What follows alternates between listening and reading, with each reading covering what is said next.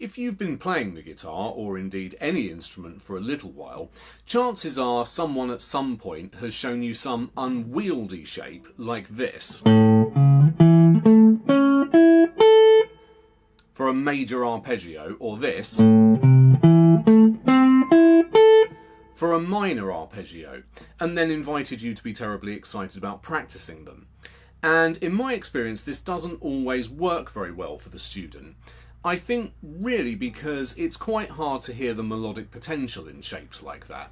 And I'm someone that always likes to learn from songs rather than exercises if I possibly can. And then recently I was sitting around pretending it was still the 90s, which I like to do, and I was playing this.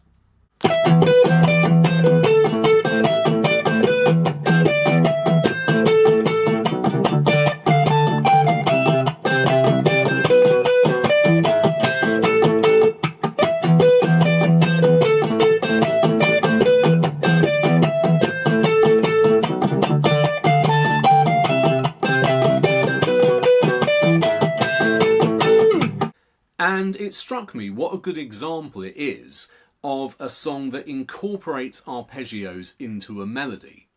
Now, if you're in a certain age bracket, you'll recognise that piece of music immediately. If you're a disgustingly young person, I suppose you might not. Basically, it's from an olden days computer game called Tetris. And we're going to look at how it uses the arpeggios, where they come from, and why they work.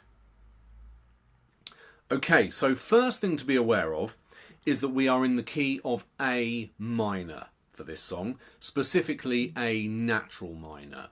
Now, the Tetris scholars out there might be wanting to point out that in the second bit of the tune, the bit I didn't play, we do deviate briefly to a harmonic minor, and quite right too, but we're not talking about that at the moment. We're just dealing with that first bit of the tune, which is made up entirely of notes from the A natural minor scale. So the A natural minor scale is as follows. We have an A note, then a B, then C, then D, then E, then F, then G, and then back to A.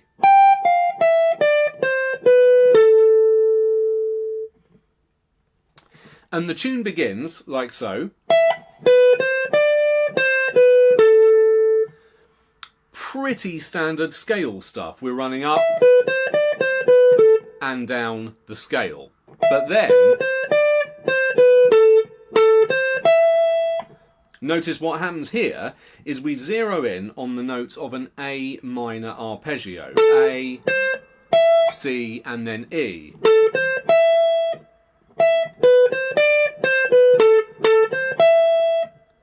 And notice the effect it has in the tune here.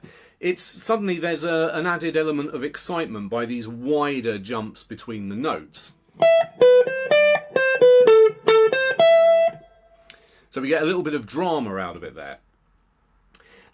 So pretty obviously the notes of an A minor arpeggio will fit within the key of A minor. But then as the tune progresses, we're incorporating some other diatonic arpeggios, which are simply other arpeggios that we can get out of the A natural minor scale. So from there,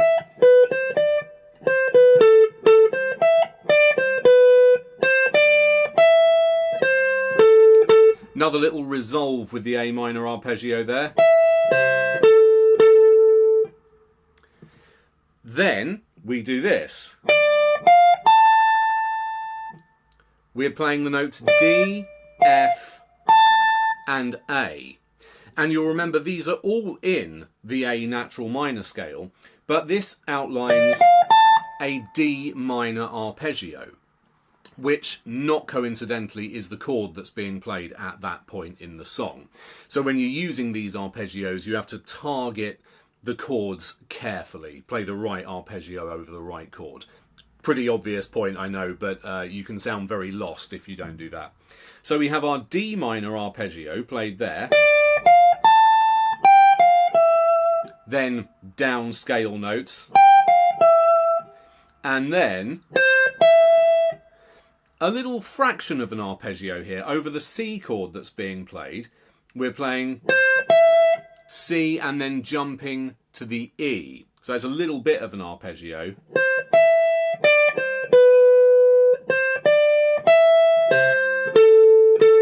And then we resolve by coming down that A minor arpeggio again. So all the way through we've got scale,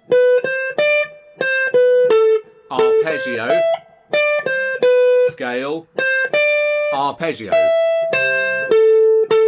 Then another arpeggio, bit of scale, bit of arpeggio, bit of scale, and then an arpeggio to finish. So if you want to try out writing something in this kind of a style, there's no right or wrong way to go about it, of course, but if you're not sure where to start, I would suggest something like the following. Take a chord progression. I've got a simple one set up on the looper here.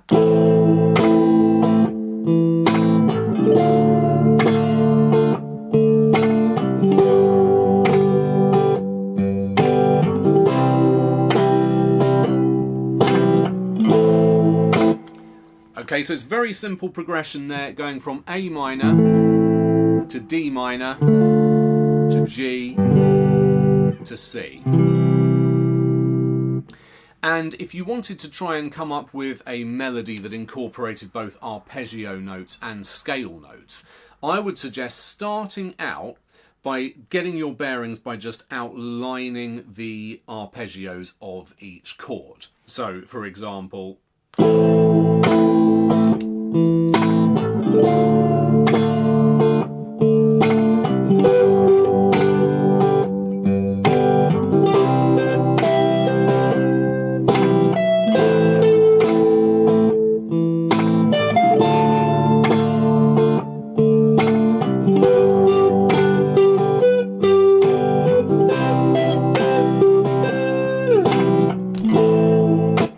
so nothing imaginative going on there. I was just literally playing the A minor arpeggio over the A minor chord, the D minor arpeggio over the D minor chord. I mean, you're getting the idea. The G major arpeggio and then the C major arpeggio. And once you've got that as kind of the bones of your idea, you could then start to fill in the gaps with any scale notes in between those arpeggios. So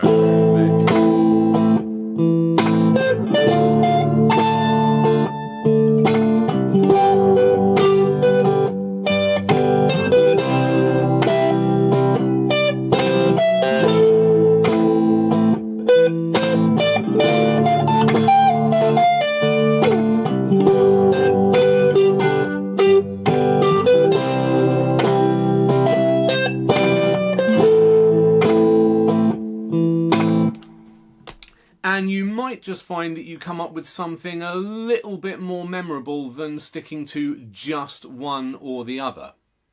So yeah, really hope that was useful and you're inspired to try out a few of these ideas yourself. If you've enjoyed this, please consider liking and subscribing, and I'll see you again very soon. Cheers.